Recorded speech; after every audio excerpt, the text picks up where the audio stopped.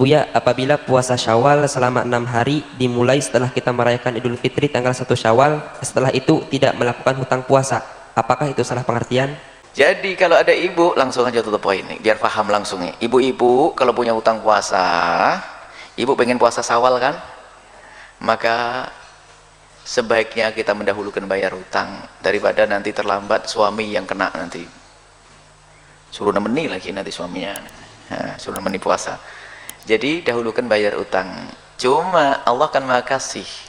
Ibu bayar utang pas kan di bulan Syawal. Maka ibu dapat pahala Syawal. Niatnya bayar utang saja kan enak. Sudah kebayar utangnya, jangan dibalik. Kalau puasa sunnah saja, utangnya nggak kebayar. Yang bertanya tadi, saya jalankan sunnah Syawal, sah sunnahnya, tapi utangnya belum kebayar. Tapi kalau bayar utang, sunnahnya dah dapat cukup. Saya mengkodok puasa Ramadan ya Allah di bulan Syawal ini 1, 2, 3, 4, 5, bagus, utangnya kebayar, kemudian mendapatkan pahala sunnah. Tapi jangan didobel niatnya. Kalau niatnya didobel, disebutkan para ulama kita, ulama madhab Syafi'i, nggak sah. Misalnya aku niat puasa ngutang puasa kodok dan puasa Syawal, nggak sah. Cukup Anda puasa ngutang saja, bayar utang, nanti Allah memberikan pahala Syawal.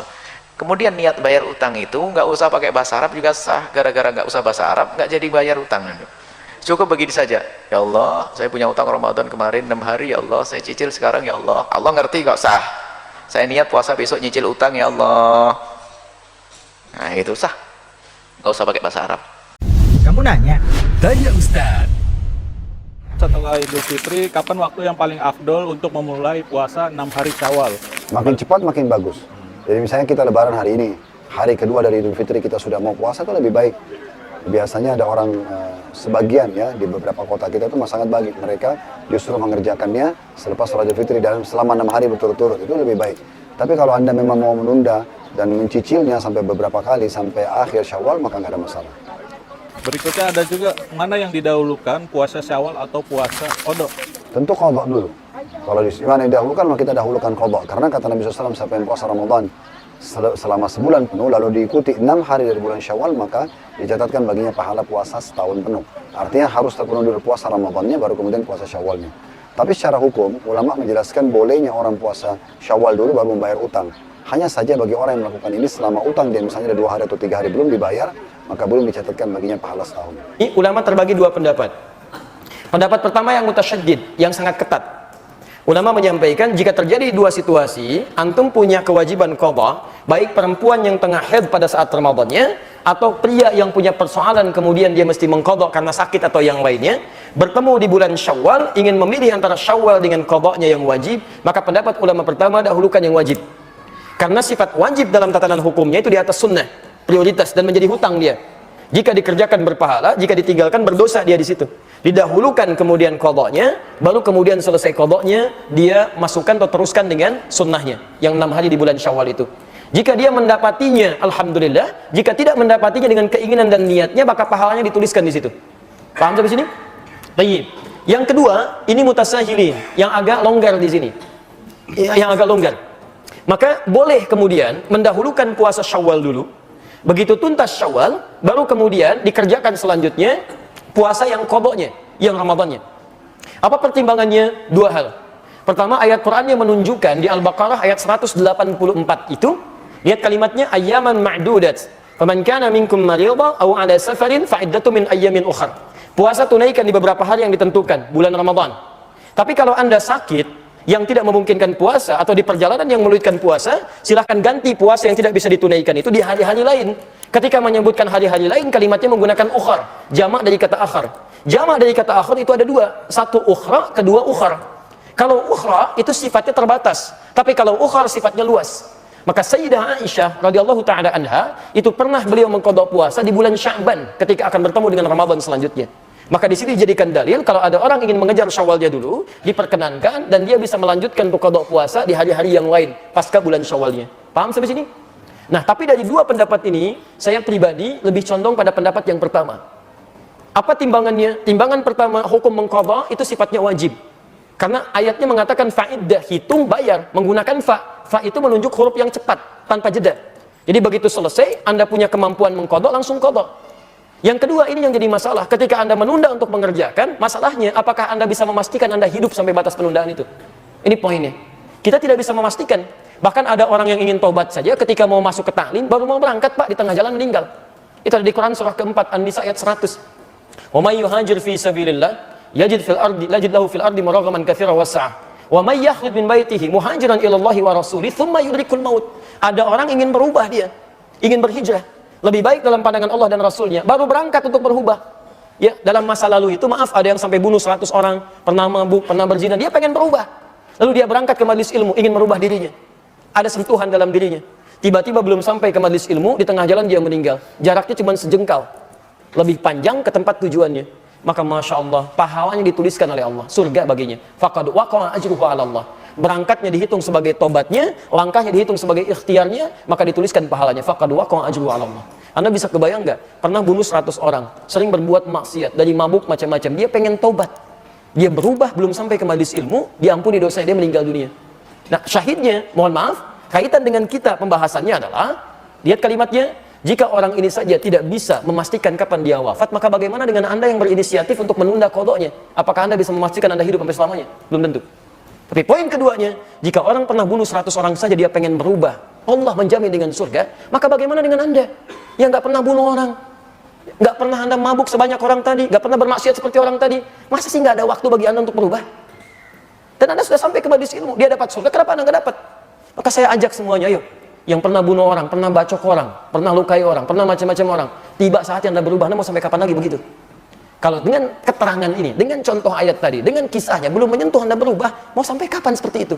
Kalau Anda ingin bertahan dalam keburukan, maaf, Anda tertinggal. Fir'aun lebih duluan dibandingkan Anda, lebih jagoan, dan dia lebih hebat dibanding Anda. Punya bala tentara, pernah mengaku Tuhan, pasukannya dahsyat. Anda siapa? Tidak lebih buruk dibandingkan Fir'aun, dan Anda punya peluang untuk berubah. Anda pernah jadi pemabuk? Ayo, sekarang saatnya berubah. Anda pernah bermaksiat? Sekarang saatnya berubah. Mumpung ada kesempatan. Dan tidak semua orang soleh sekarang, bukan berarti masa lalunya pun baik. Ingat pesan saya. Tidak semua ikan yang gemuk berisi daging seluruhnya. Pasti ada tulangnya. Seperti halnya ikan kurus akan selalu punya dagingnya. Saya pun jangan dianggap soleh. Menurut Allah barangkali airnya ditutup saja, sehingga tidak tampak dalam pandangan Anda. Ayo kita berubah. Ya, dan kesolehan itu tidak diukur dengan selalu harus dekat dengan persoalan agama. Mungkin Anda jadi pengusaha yang soleh. Manfaatkan harta Anda untuk meraih surga Anda. Anda punya kedudukan, jadilah punya kedudukan yang saleh. Manfaatkan jabatan Anda untuk surga Anda dan sebagainya. Itu yang coba kita kedepankan dalam kebaikan. Jadi singkatnya jawaban untuk Anda, silahkan Anda bisa lakukan. Qadha itu bukan bisa tapi harus. Bukan boleh tapi harus. Jadi begitu masuk Syawal, saran saya bayar dulu qadha Anda. Setelah selesai, baru kemudian Anda kerjakan bagian dari puasa Syawalnya jika itu memang masih ada kesempatan untuk menunaikannya. Jika tidak, maka niatkan sebagaimana Anda puasa, mohonkan kepada Allah, ya Allah, saya menginginkan untuk menunaikan puasa Syawal dan saya punya kewajiban untuk qadha. Mohon berikan kemuliaan ya Allah seperti Engkau berikan kemuliaan kepada orang-orang yang telah mengerjakannya. Dan mohon mudahkan orang-orang yang puasa Syawal sekarang ya Allah seperti Engkau mudahkan orang-orang puasa saat Ramadannya. Begitu mereka puasa karena doa Anda mudah dan ringan, maka Anda mendapatkan bagian dari pahalanya. Paham sampai sini?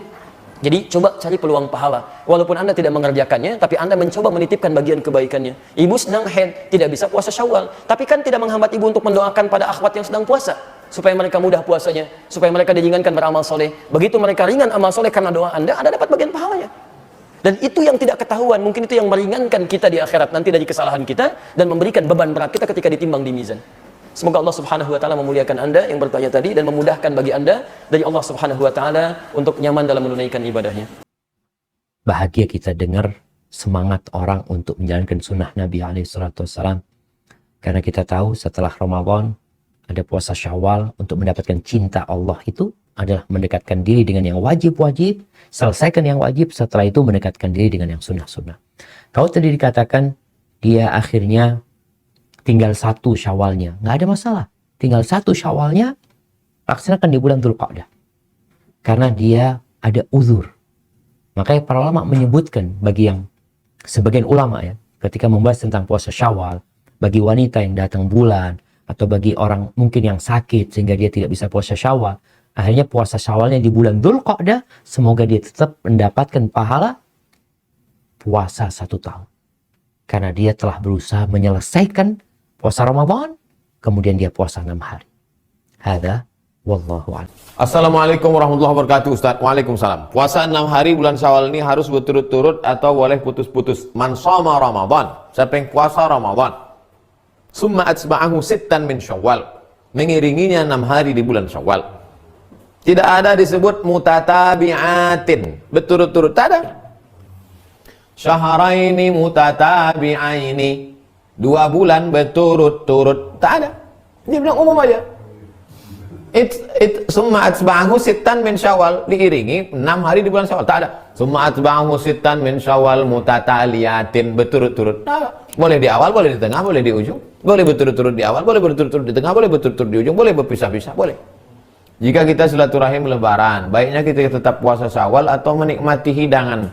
Faman sya'a falyasum, wa man sya'a falyaftir. Siapa yang mau melanjutkan puasanya silakan lanjutkan, siapa yang mau berbuka silakan buka. Jadi jangan merasa berdosa kalau dia puasa sunat. Tapi kalau puasa qada jangan dibatalkan.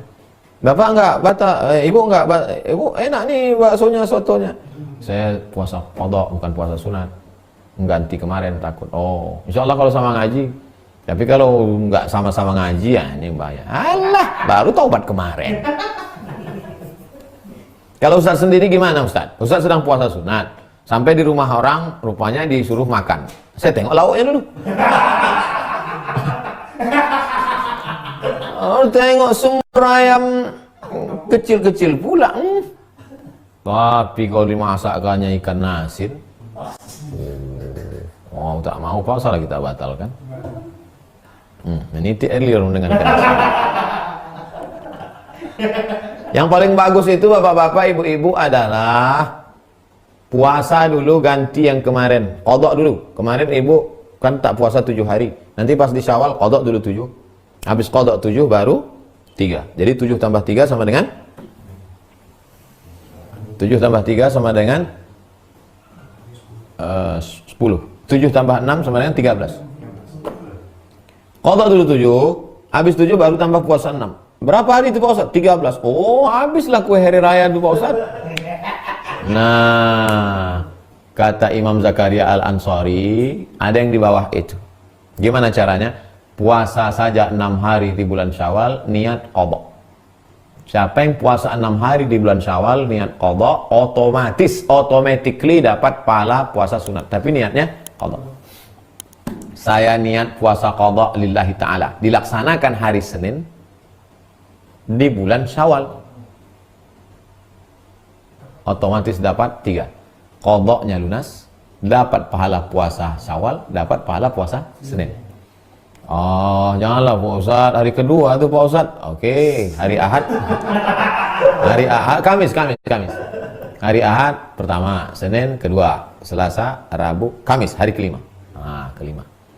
Kamis, Senin, Kamis, Senin, Kamis, Senin, Kamis, Senin. 8 hari. Bisa. Dua-dua dapat. Qadha dapat, puasa Senin Kamis dapat, puasa Syawal dapat.